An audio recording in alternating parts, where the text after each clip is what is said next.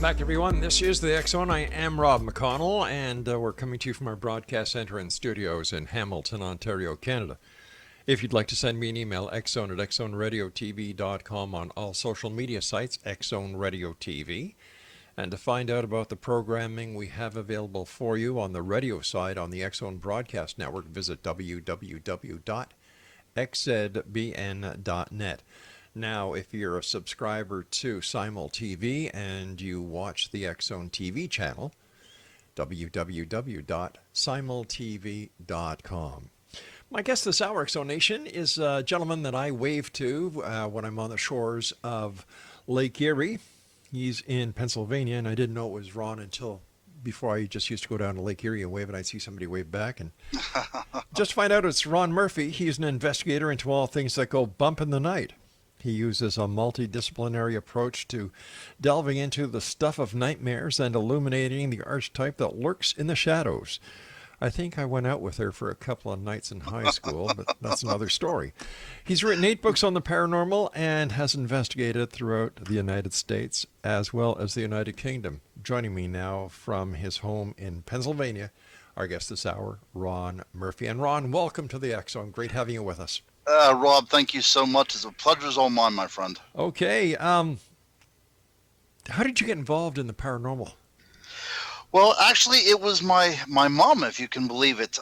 Back in the 1970s, I was just a wee lad, so I was in elementary school. I was probably about 7 years old in 1977, and we had a rash of Bigfoot sightings in our area. Now, I come from a very small town, about 35 miles outside of Pittsburgh, but it's like one of these one streetlight towns, and it's really, known for nothing until Bigfoot started to be seen on the outskirts of town. And then the media started to come in. News trucks from Pittsburgh started to come in to our little town, all because of Bigfoot.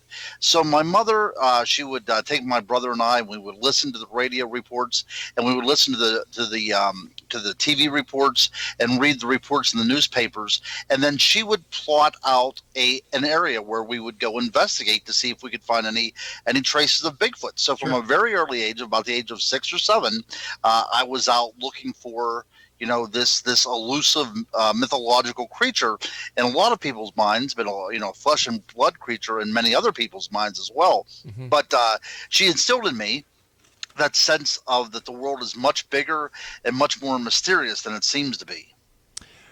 Ron, why do you think in the year 2018 more and more people are getting more interested in the search for Bigfoot, whereas other aspects of the paranormal, and I'm talking about ufology and the investigation into the ghosts and hauntings, are on a decline? You know what? That's an excellent question. And thinking about it from a paranormal perspective, from somebody that is a true fan of the paranormal, I think it's because Bigfoot rest outside of technological bounds. Right. Science has not categorized it. It represents that wildness, that uncivilized part of humanity that we might never be able to tame. Now, whenever we talk about UFOs, that's a very technological thing, isn't it? Yes. We're talking about computers. We're talking about things that are able to travel through time and space. And it's not that wildness and that nearness and that we can very easily identify with a wild man character other than something that came light years away, or even for ghosts for that matter. I think we've been so inundated in the media concerning ghosts and hauntings that we've kind of lost our nerve for it. Right. And I think Bigfoot is one of those things that people really kind of grasp onto, and they hope, and I hope that there is something out there. I was just going to say, is it possible that because with Bigfoot, there is a better chance of someone actually seeing a Bigfoot than there is of a UFO and a ghost? I think it's also very tangible too, right, isn't it? Exactly. Yeah, ghosts are always going to be these ephemeral things. No matter if we catch EVPs or fleeting videotape, it's always going to be something that's very subjective to the witness. But whenever we have a Bigfoot, it's something that leaves tracks. It's something that people identify with smell, and it's something that we can actually reach out and grasp hold of. Is it also possible that there is the possibility that Bigfoot is related to us humans, and that he has evaded detection over the years, making him kind of a not only a legend but a feasible reality. Yeah, Rob, and that is also another good point, and that's the reason why whenever I write and I approach the subject Mm-hmm. of the paranormal, that I like to look at archetypes, because it really is embroidered in our DNA as a human race that these wild man creatures exist right on the periphery of civilization. All cultures around the world, whether we're talking about Africa or Australia or Europe or Asia, we all have the idea and the belief in a wild man character. And that says a lot for who we are as human beings. I think that we need them as much as they need us. I think I kind of lost track on your point, but I'm sorry if you would be kind enough to repeat it, because I was going off on this tangent. I thought, I'm going to make a real good point about this, and then I forgot what I was going to say. Well, first of all, you did make a very good point, and I was just saying that is it possible that because there's the distinct possibility that we are related to Bigfoot, that this is where another attachment to the phenomena comes in? Right. See, now this is where I'm going to plug my book, and that's Go probably right why ahead. I'm not very good with self-promotion, but I wrote a book called on Wild Man, Tracking the Bigfoot Through History, and it's just been re-released in its second edition, an expanded edition, and I point out in the book that the idea of interspecies breeding is something that we as a human race did experience. Yes, that's right. About 50,000 years ago. Yeah. So we're talking about there are human beings in this world that have not only Neanderthal DNA in them, but also Denisovan DNA, which is this other kind of Homo sapien dead end that nature kind of played around with and experimented with, and it kind of lost the arms race to us Homo sapiens. So I think that there is this idea that it could be us. I mean, ever since I was a child, I remember watching a TV documentary called Bigfoot, Man or Beast. So ever since I've been a kid, and probably since the time that this legend started to surface among very different Aboriginal cultures, the idea that it could be one of us, a wild one of us, has always been there right below the surface. But you know what? That's something that a lot of people don't want to admit either. That's one of the skeletons in humanity's closet, the idea of inbreeding with a species outside of our own genetic makeup. But it's a fact of life. It is a fact of life. About 3% of Europeans have Neanderthal DNA, Yes. and the percentage of Denisovan DNA is much higher in the Aboriginal Australians of all things, if you can believe it. So the idea that this has happened and lingers with us to this very day is scientific proof. Scientifically speaking, if Bigfoot is related to we Homo sapiens, why isn't there any protection against people harming Bigfoot in the quest to establish his reality? Another excellent point. I think one of the reasons is because people don't want to take it seriously. This is a pseudoscience. This is something out on the fringe. I think that there should be something in place, I truly do, just to eliminate a lot of whack jobs from going out in the woods with guns. I think that it would be a great thing. There was a show on our TV down here in the States called Killing Bigfoot. I don't know if you had it up there or not. Well, we were going to, but I got an online petition going, and the network that was going to air it backed down, and they canceled it. And that's probably for the best. And to tell you the truth, I mean, it was not... It almost followed the same formula as Finding Bigfoot, except whenever the people went out on their night investigations, they had high-powered rifles. I mean, that was the whole premise of the show, is to kill this creature, that has yet to be even proven by science. I think that if you would put some sort of protective measures in there, just make it simply unlawful to hunt a bipedal creature, that makes complete sense to me. I think there are some places on the books, kind of tongue-in-cheek, where some states have set aside that you cannot do this. I think Texas might be one of those places. But the idea of going out there with a gun to shoot something walking on two legs, whether Bigfoot exists or not, that's an accident waiting to happen. It sure is. Ron, please stand by. You and I have to take our first break. Exonation, Ron Murphy is our very special guest this hour. If you'd like to contact Ron, find out more about him, his books, whatever, www.ronmurphyjr.com. That's ronmurphyjr.com. And we'll both be back on the other side of this break, continuing this hour talking about Bigfoot here in the X Zone from our broadcast center and studios in Hamilton, Ontario, Canada. Don't go away.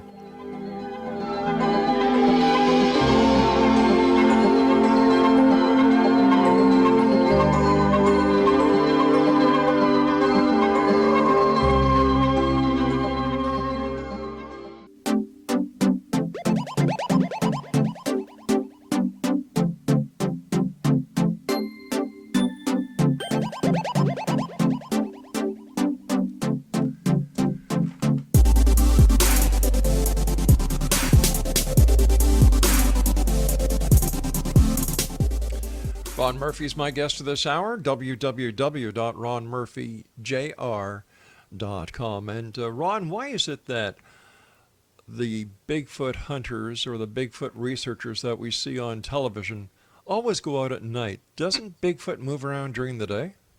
I'll look at the Patterson-Gimlin film. I mean, Yeah, that was in broad daylight. It makes for better video. I think it gives that kind of creepy aspect. But if you're looking for a creature out there, it doesn't matter if it's day or night. Mm-hmm. The idea of that it might be migratory at night. The idea that this is nocturnal, first of all, should be thrown out, because all credible sightings usually take place in the daytime. That's what makes them so credible, is because there's no identification or misidentification or eyewitness mistake on what they're seeing. So yeah, the idea of going out there at night is completely foolhardy for me. We were talking earlier about this TV show where the guys were going out with high-powered rifles, and I agree with you. It's an accident waiting to happen, especially at night. But what do we know about Bigfoot itself? What do we know about his social structure? What do we know about Bigfoot as a mom or a dad? That's and that's another point. I mean, whenever we're talking about this from a scientific perspective, Mm-hmm. all this stuff has to be addressed. Is there a mating season? Yes. Do they go off into bachelor groups like some great apes do? What exactly is going on here? I would think from a investigative perspective that a group of Bigfoot is very rarely seen at one time, so they apparently move around in very disjointed bands or family bands or whatever, if we have to make that kind of speculation. Of course, that's what we're doing here, is having a speculation. But there are reports from around where I live right now, dating back into the 1950s, of Bigfoot being seen with young ones. And every now and then you do hear reports of seeing a Bigfoot with a single young child. That's usually the way it goes. Right. I've never heard of report of multiple young ones regarding Bigfoot. So with that being said, is it possible that there are very, very few of these creatures? And that's what I am proposing. When we look at the great ape species, there's only about 800 mountain gorillas left. And if you would look at this biologically, the minimal viable population for the mountain gorilla is somewhere around 500 individuals before they start becoming, genetic mishaps and things like that, deformities and dysfunctions. So is it possible that possibly all of North America only has 800 of these animals? I mean, if that is the case, it's going to be very difficult to ever capture one of these things. They might be migratory. They might come together only certain times of the year for mating purposes. That could all be done with the use of pheromones as trail markers, so we can actually gather these creatures together over vast differences by using very subtle biological components like infrasound or pheromones, and the idea of seeing these creatures together is really limited if they only do, in fact, come together just once or twice a year for certain mating rituals. And so it's very possible that we're talking about only 1,000 individuals over North and South America and possibly even into Canada. And if that is the case, it's going to be very difficult to ever find one. The fact that most of the sightings, or the majority of sightings with smaller ones, is a parent and one child, also is a connection to the hypothesis that Bigfoot is related to Homo sapiens. Absolutely, absolutely. Yeah. So we're not talking about them having a litter, right? The other thing, there might be other Bigfoot in the area as well too. There might be a sentinel or something on the lookout. So we really don't know what the family makeup is. Right. We can only say that they are, if these are indeed related to the great apes and related to us, we have to look at what nature is providing us with. To study. So we would look at the great apes and say, well, this is how they kind of go about the business, but they're very social creatures. So if we do have a social group of Bigfoot, they keep their numbers hidden quite well. Isn't that why it is possible that Bigfoot has been able to survive as an unknown species, is because of the care it takes in not socializing and getting out there where it can be seen and further exploited? Oh, absolutely. If you look through historical accounts of Bigfoot, and I'm not just talking about accounts that are after the Patterson-Gimlin film, right, or scant reports here and there about wild men being seen in the forest by trappers. But if we go back into antiquity and we look at reports like the Epic of Gilgamesh, which is from Samaria, a report about a Bigfoot-like creature. These creatures are only encountered when the civilized man goes into the uncivilized world and starts mucking it up, starts cutting down trees and things. You can go through time and see that this is what's going on. There's an invasion of territory, and there is some sort of reaction from these creatures. So if they did indeed evolve alongside of us, they would know by this time that we are to be avoided, and if that is the case, and they are self-aware creatures. So any creature like this that is able to be this elusive has to be self-aware. It has to know that it needs to stay hidden in order to survive. Then you could also talk about a culture. It's very possible these creatures are to the point that they have harnessed some sort of culture. They might not have fire or any kind of high functioning tool system or anything like that, but they may have a culture that involves some sort of burial even. So whenever we talk about this kind of animal from a very speculative angle, then we can see how it almost like layers of an onion, how more and more difficult it may be to ever categorize this creature. Where is your favorite place to investigate when you're out there looking for Bigfoot? I do a lot of stuff on the Chestnut Ridge. My first book that I wrote on the paranormal was called The Unexplained World of the Chestnut Ridge, a hike into the Goblin Universe of Western Pennsylvania. Now, this is a place where there's not only numerous Bigfoot sightings, but also UFOs, plenty of haunted locations along that area. Even some stretches of the land itself is considered to be haunted.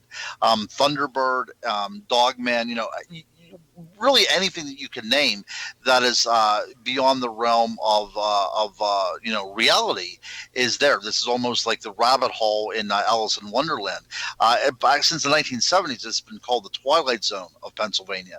So this is one of my favorite places to investigate.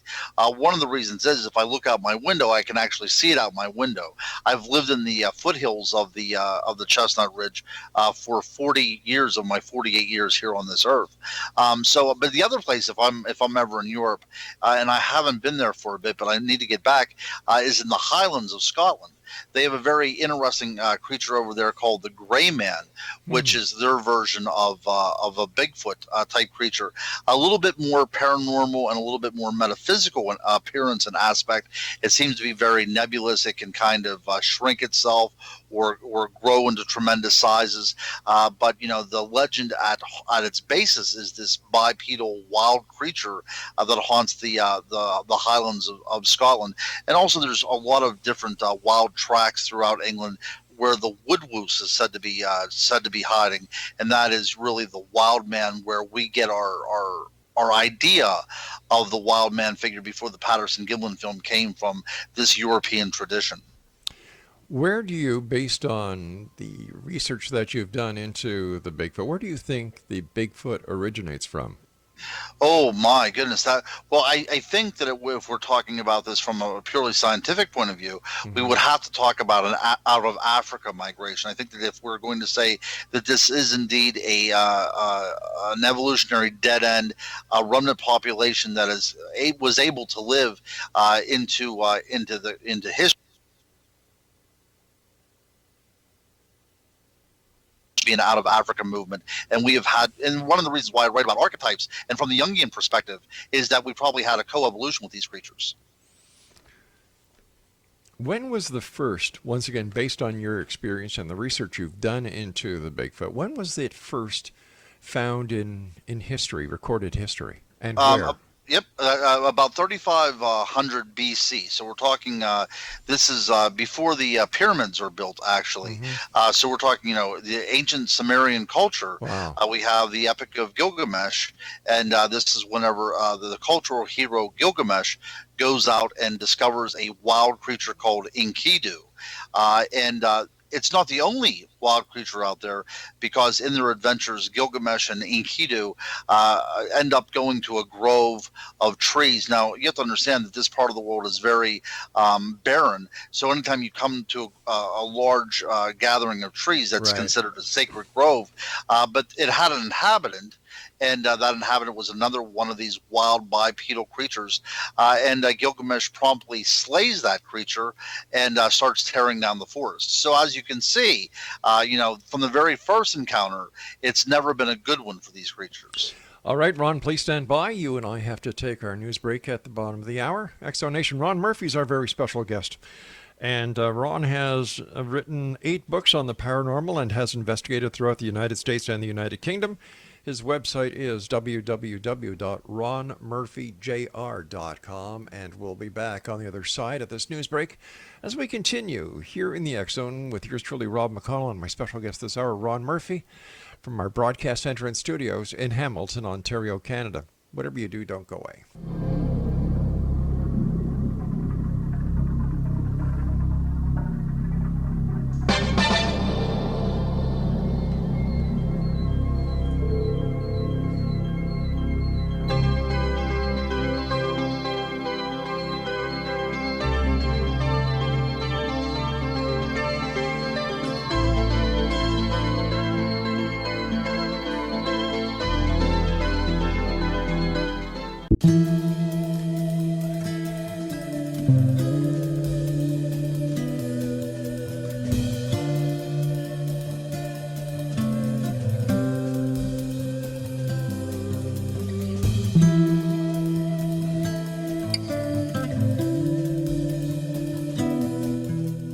Ron Murphy is my guest, www.ronmurphyjr.com. He's the author of 8 books. We're talking about Bigfoot this hour here in the X Zone.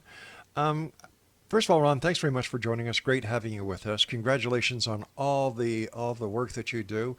And later on, I'd like to talk to you about the course that you're developing that is nearly completed. But right now, I was wondering if you could explain your multidisciplinary approach to the work that you do.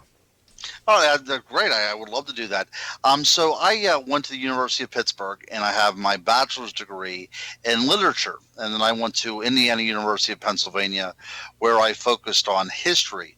Now, most of the history that I focused on was ancient to medieval, and this is where a lot of these archetypes started to show themselves.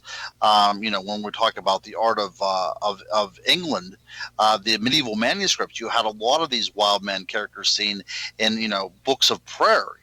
It's kind of shows you what is out there, the wild, the uncivilized, to stay away from. But through all my courses, from the very beginning of school, I start seeing this creature that I loved so much in my youth emerging again and again. This idea of this dead end in humanity that was considered to become extinct. When we talk about the Gigantopithecus and such, but then I started to try to make connections and think, well, is it possible that there's still populations of these creatures out there and people are still seeing them today? So then you look at sociology and see how that can be applied to that, and how groups, the mob mentality can somehow influence eyewitness sightings, and linguistics. So whenever we look at Native American folk tales of these creatures on the West Coast, and then we see that there's an East Coast equivalent as well, sometimes even linguistically, well, there's something to be said about that. There's some sort of connection to be made. Definitely. So whenever we look at all these different things, if we're looking at history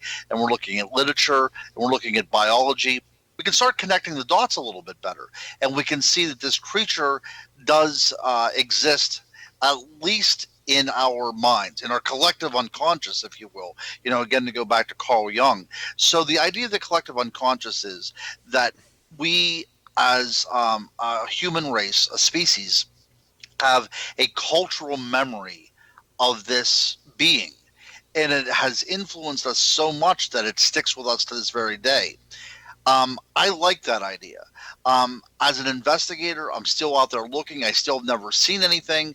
I've had some anecdotal evidence. I've had some tantalizing things happen to me, like a wood knock and some calls and things, but I've never physically seen this creature.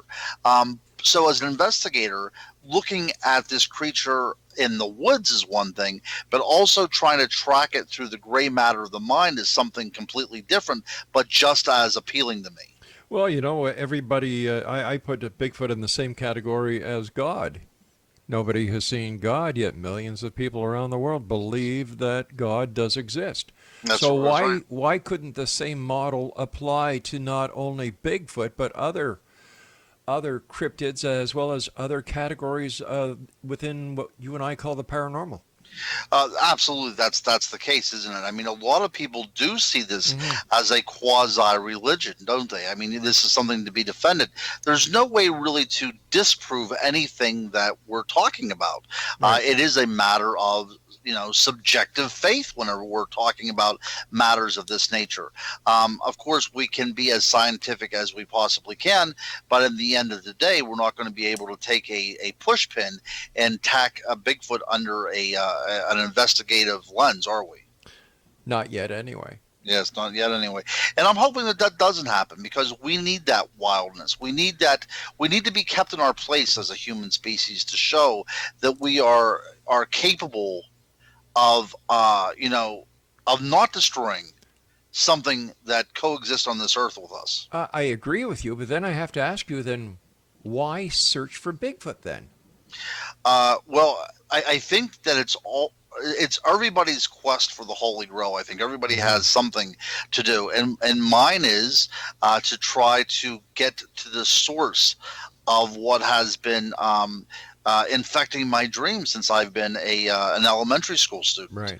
And to other people, I think there's a true scientific quest out there. Some researchers are very religious, getting back to the idea of God, and that can point out this idea of creation over evolution. There's a lot of different reasons why people do it, but I think the ultimate goal is everybody likes a mystery, and everybody wants to be the one to solve that mystery. This is a great puzzle. This is a conundrum that could possibly be walking in the very forest that we look out our window and see. So if that is the case, I think that a lot of people want to solve this mystery for themselves. Ron, is there a Bigfoot paranormal connection outside of cryptozoology? See, as a researcher, and this is whenever it becomes a bit more ambiguous. Okay. Again, we talk about the idea of a culture, or the idea of them burying their dead, or possibly even ritualistic cannibalism or something of that nature. But we have to go by a lot of eyewitness reports of these things disappearing, of red glowing eyes, of sometimes telepathy. I've had a number of reports of these creatures materializing in somebody's home. I don't know if you've heard any of these stories up there in Canada, Rob, or not, but I've heard at least a handful just in my neck of the woods here in Pennsylvania. One lady said she was vacuuming the floor, and this creature materialized inside her living room, and had to actually bend over because it was so tall, and it communicated with her telepathically. and it would come and go. Observe her doing chores around the house. At first, she was scared out of her mind, but then it became just something that was going on. So, as somebody that has been trained to observe human behavior. I knew that she wasn't making this story up, and she herself believed this story. So you could put it off as some sort of fantasy, something that was going on in her mind, until these stories keep on cropping up. Other people saying, yes, you know what, that had happened to me, or somebody coming out of the blue and saying, have you ever heard of a Bigfoot visiting you inside your home? So whenever we hear these encounters, what are we to make about it? We're still dealing with a very tall, bipedal, hair-covered animal, Right. But now it's speaking to us, or it's vanishing, or it's able to manipulate the world around us. That, of course, is a paranormal connection, and it's something as a legitimate researcher that I can't discard it. I can't simply roll it up and toss it in the garbage can because it doesn't fit into my schema on how these things are supposed to operate. So Bigfoot could be a multidimensional multiverse, could be some sort of entity that has figured out how to manipulate the time-space continuum, travel backward and forward in time. There are so many possibilities. But once again, it goes back to what you were saying, that because we do not know, everything is on the table. Everything is on the table. So as I'm writing and researching, I come back more and more. And I've said this on very, very few programs. So this will probably be one of the first times that, listeners are hearing this theory. And I would love to hear anything that they would have to say in regards to this, because, these radio shows are great forums for people to get together and share opinions and share theories. But one of my theories that I'm dealing with right now is Bigfoot as a denizen of the world of the Fae, of the fairy realm. Yes. Now, a lot of times whenever you use the word fairy, Right. you automatically think of Tinkerbell, and Walt Disney comes to mind. But when we talk about an elemental earth energy that exists out there and is able to manipulate the world around it, so we see it. It can actually project itself into us. Now, when we look at medieval reports of fairies, they had something called glamour, which is a way that they can physically change the way they are being seen. So we're talking about some sort of possible psychic connection or something going on there. But they're able to put into our minds a vision of the way that they want to be perceived. And a lot of tells of Bigfoot seem to have that going on there as well. There are also tells in the Pacific Northwest where Bigfoot has offered food, and if you would take the food, you go into the world of Bigfoot. That is something that is also very curiously related to the European folklore, yet it's showing up in Native American legends as well. So, we start connecting dots again, like I said. So when we look at the Yowie in Aboriginal Australia, and that culture is quite ancient. We're going back almost 60,000 years.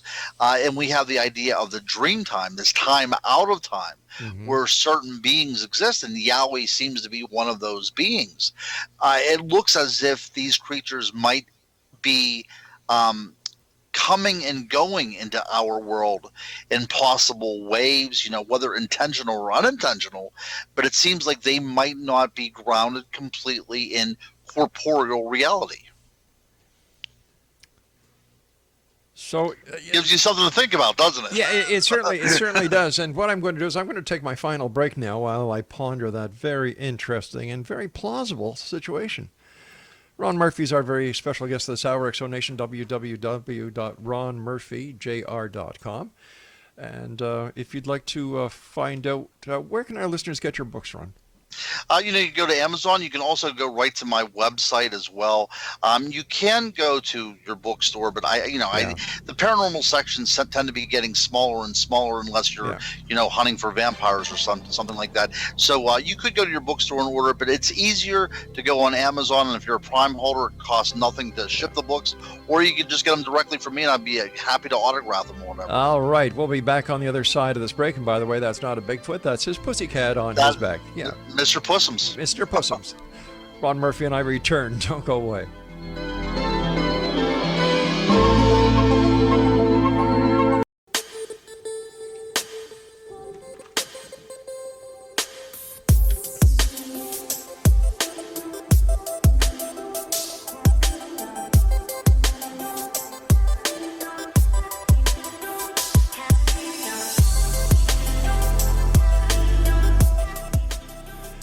Ron Murphy's our special guest this hour. Exonation, www.ronmurphyjr.com.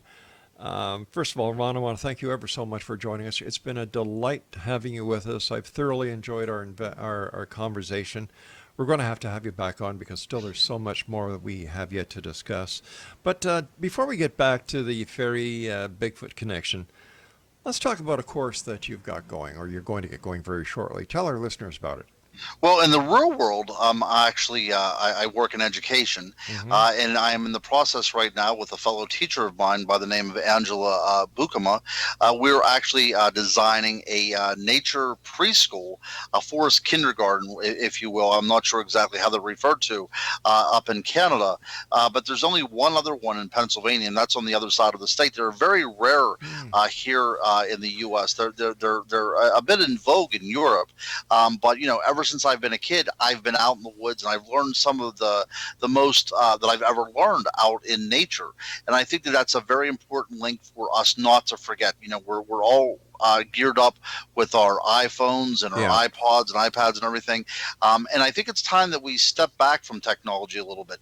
Let's use technology as a tool and not as a babysitter, and get our children really out there.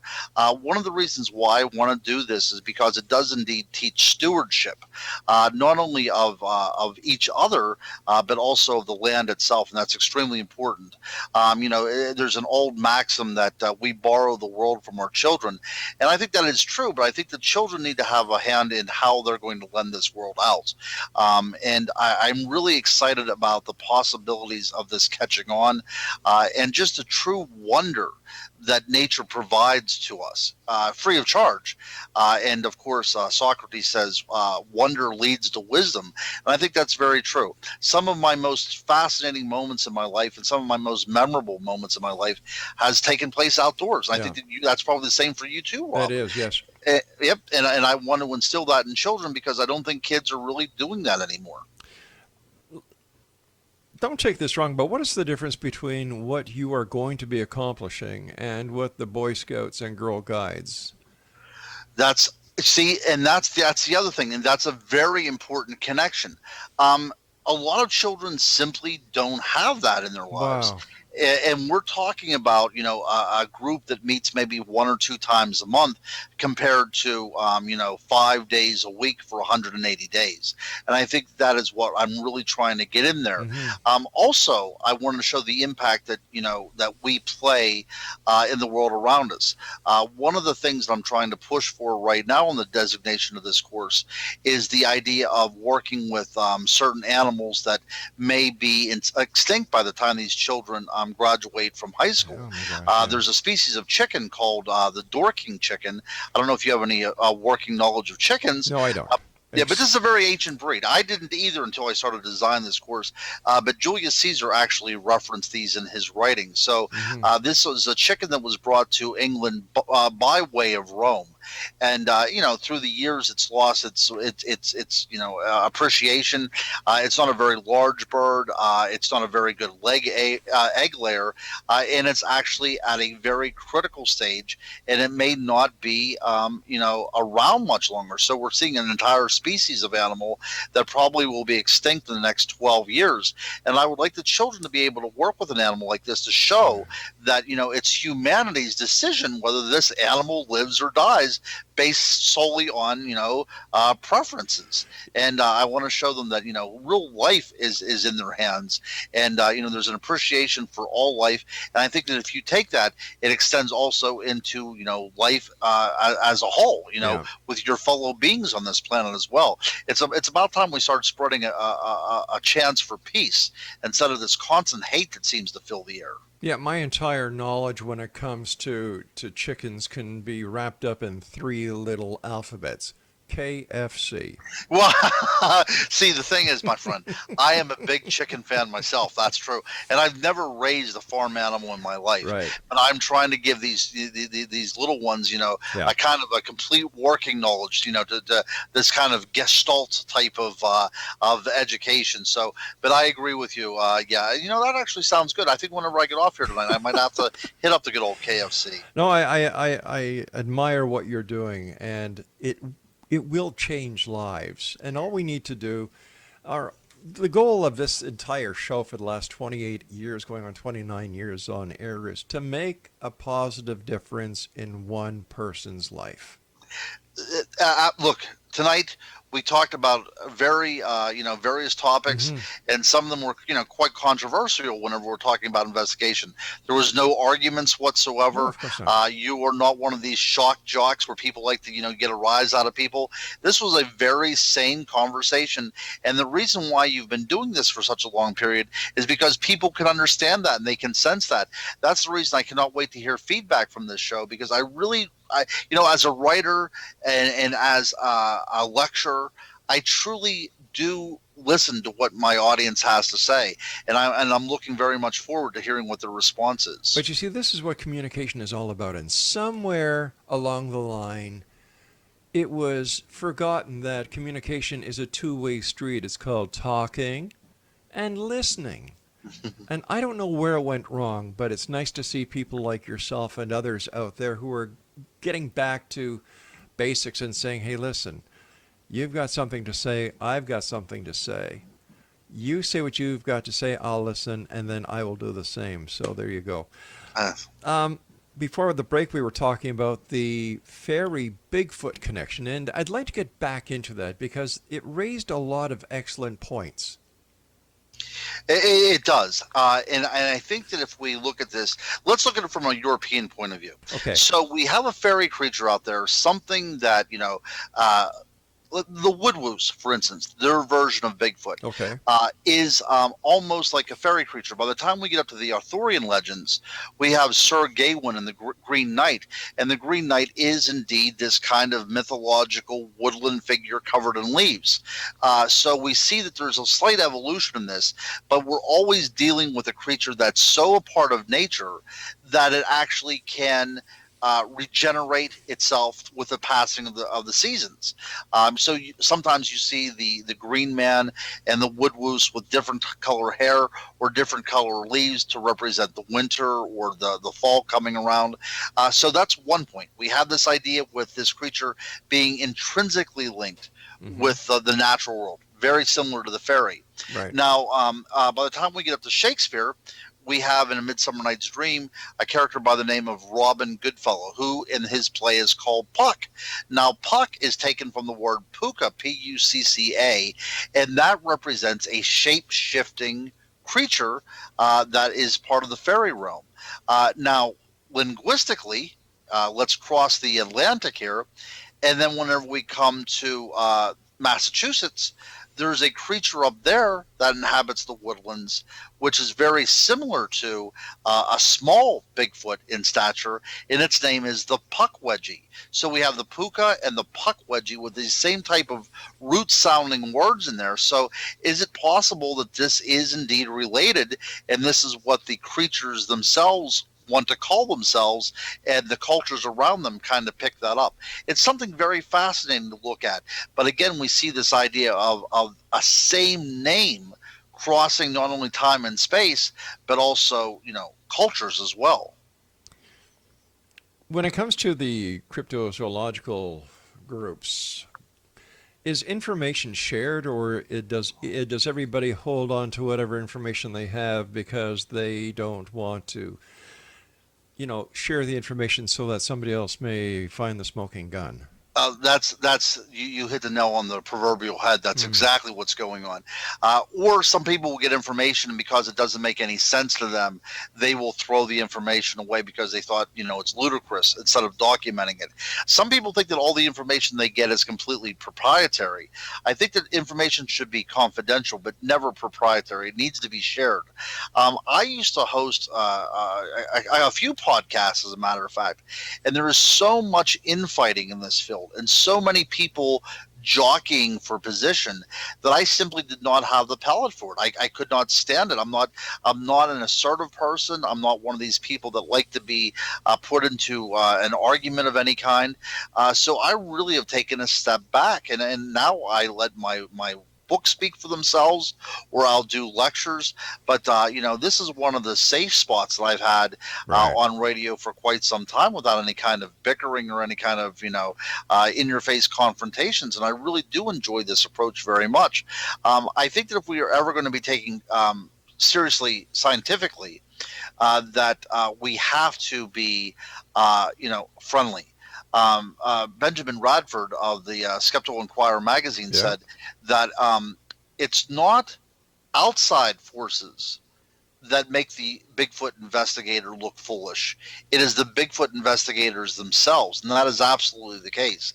Or any paranormal investigator. There's a lot of experts out there, my friend. I know a lot about history. I know a lot about different types of sociology, and I know a lot about the mythological and the folklore approach to these creatures. But nobody is an expert on this stuff. Nobody knows if these creatures actually exist, and that's why we always have to keep an open mind. And we can never put a period at the end of any sentence that has to deal with the paranormal. It always has to end with a question mark. Speaking about ending, my friend, you and I have to say so long for tonight. I want to thank you ever so much for your time. And Exonation, if you'd like to find out more about our guest this hour, Ron Murphy, his website is www.ronmurphyjr.com.